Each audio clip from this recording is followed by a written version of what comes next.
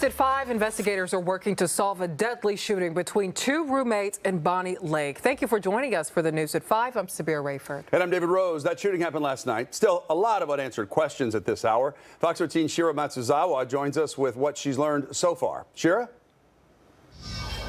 The Pierce County Sheriff's Department says this all started with some type of argument or disagreement, but we don't know what that argument was about or why it started.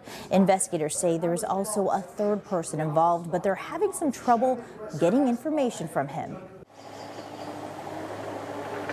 The crime scene tape marking the home where one person died is gone.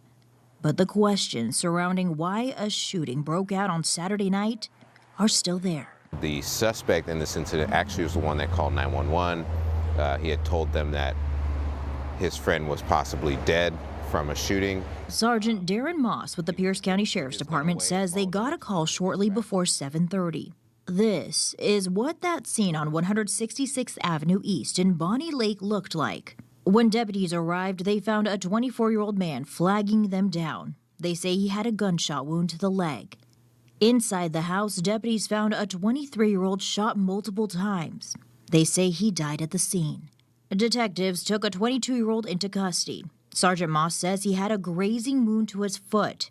He was taken to the hospital before he was booked into jail for second-degree murder.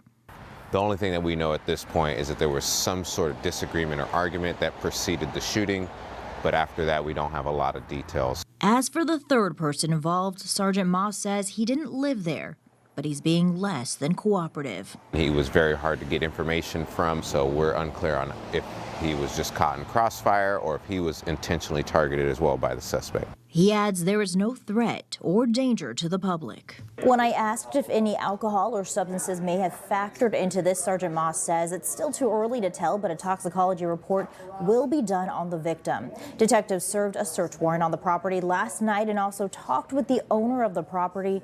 It's unclear what came out of that at this time. In the newsroom, Shira Matsuzawa, Fox 13 News.